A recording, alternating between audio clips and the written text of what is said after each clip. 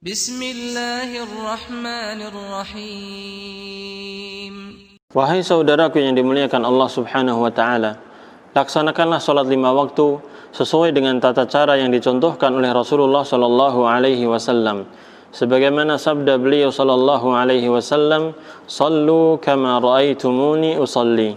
Salatlah kalian sebagaimana kalian melihat aku salat. Hadis ini sahih diriwayatkan oleh Imam Al-Bukhari nomor 631. Kita tidak mungkin bisa mengerjakan salat sesuai dengan contoh Rasulullah sallallahu alaihi wasallam tanpa belajar, tanpa datang ke majelis ta'lim, maupun tanpa membaca buku yang benar dan ilmiah tentang tata cara salat. Saya anjurkan agar Anda membaca buku Sifat Salat Nabi sallallahu alaihi wasallam karya Syekh Muhammad Nasiruddin Al-Albani rahimahullahu taala, karena buku ini adalah buku yang terbaik dalam pembahasan sifat salat Nabi sallallahu alaihi wasallam. Wahai saudaraku yang dirahmati Allah Subhanahu wa taala, ketahuilah bahwa salat itu dapat mencegah perbuatan keji dan mungkar.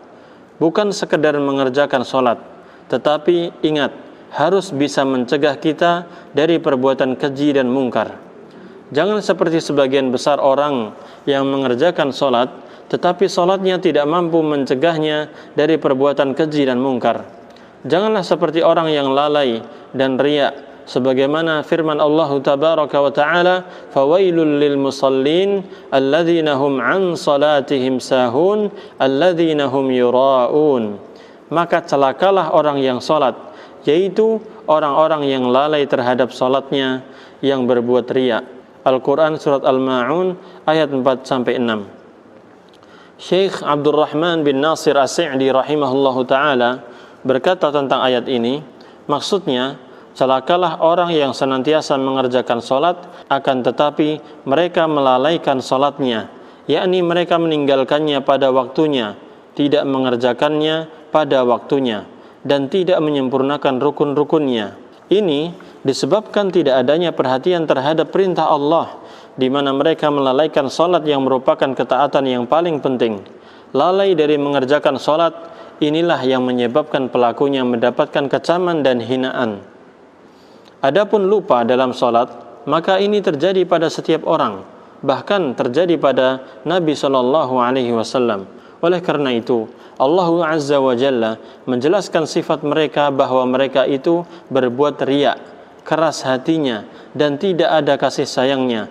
Dia berfirman, "Alladzina hum yura'un," yang berbuat riya, yakni mereka mengerjakan berbagai amal perbuatan dengan tujuan agar dilihat oleh manusia. Disebutkan dalam kitab Taisirul Karimir Rahman fi Tafsiri Kalamil Mannan. Namun, kita wajib ikhlas dan mencontoh sunnah Rasulullah sallallahu alaihi wasallam dalam melakukan salat, sehingga salat kita dapat mencegah perbuatan keji dan mungkar. Sebagaimana firman Allah Ta'ala, "Utlu ma uhiya ilaika minal kitabi wa aqimis salah. Innas salata tanha 'anil fahsya'i wal munkar wa la dzikrullahi akbar wallahu ya'lamu ma tasna'un." Bacalah kitab Al-Quran yang telah diwahyukan kepadamu dan dirikanlah salat. Sesungguhnya salat itu mencegah dari perbuatan-perbuatan keji dan mungkar. Dan ketahuilah, mengingat Allah, yakni salat, adalah lebih besar keutamaannya daripada ibadah yang lain. Dan Allah mengetahui apa yang kamu kerjakan. Al-Quran Surat Al-Ankabut ayat 45. Al-Hafidh Ibn Katsir rahimahullahu ta'ala berkata tentang tafsir ayat ini, maksudnya salat itu mencakup 2 hal. Yang pertama, meninggalkan berbagai kekejian dan kemungkaran, di mana menjaga salat dapat membawa kepada sikap meninggalkan hal-hal tersebut. Yang kedua, salat mencakup pula upaya mengingat Allah. Itulah pencarian yang paling besar. Abul Aliyah rahimahullahu ta'ala berkata, sesungguhnya salat itu mempunyai 3 pokok. Setiap salat yang tidak memiliki salah satu dari 3 pokok tersebut, maka itu bukanlah salat. Yang pertama, ikhlas. Yang kedua, khasyah, yaitu rasa takut yang disertai dengan pengagungan. Dan yang ketiga, mengingat Allah. Ikhlas memerintahkannya kepada yang ma'ruf, dan khasyah mencegahnya dari yang mungkar, dan mengingat Allah adalah Al-Quran yang memerintah dan melarangnya. Syekh Abdurrahman bin Nasir As-Sa'di rahimahullah ta'ala berkata, salat dikatakan dapat mencegah perbuatan keji dan mungkar ialah bahwa seorang hamba yang mendirikan salat, menyempurnakan rukun-rukunnya, syarat-syaratnya, khusyuknya, maka hatinya akan bercahaya, dadanya akan menjadi bersih, imannya akan bertambah dan bertambah kecintaannya kepada kebaikan, dan menjadi sedikit bahkan hilanglah keinginannya terhadap kejelekan. Yang terpenting terus melakukan salat dan menjaganya menurut cara seperti ini. Maka salat yang dilakukan itu dapat mencegah dari perbuatan keji dan mungkar, dan ini termasuk tujuan dan buah yang paling besar dari salat.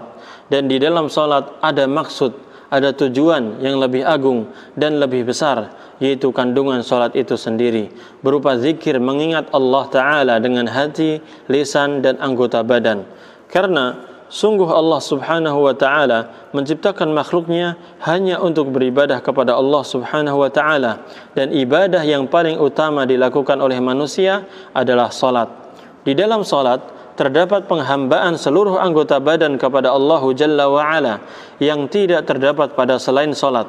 Oleh karena itu Allah Subhanahu wa Ta'ala berfirman, wala zikrullahi akbar, dan mengingat Allah dengan melaksanakan salat lebih besar keutamaannya. Disebutkan dalam Taisirul Karimir Rahman fi tafsiri kalamil Mannan.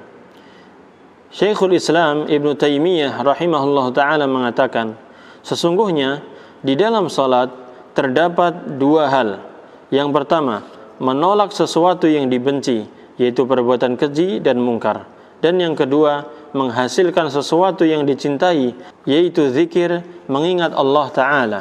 Kemudian tercapainya sesuatu yang dicintai ini lebih besar daripada menolak hal yang dibenci tersebut. Karena zikir mengingat Allah Subhanahu wa Ta'ala adalah suatu ibadah yang semata-mata karena Allah, dan ibadah hati kepada Allah adalah yang dimaksud, yang dituju secara zatnya. Adapun tertolaknya kejelekan dari hati, maka hal itu dimaksudkan karena selainnya, yaitu sebagai penyerta saja. Disebutkan dalam kitab beliau Al-Ubudiyah halaman 120 sampai 121, tahqiq Syekh Ali Hasan Al-Halabi hafizahullah ta'ala.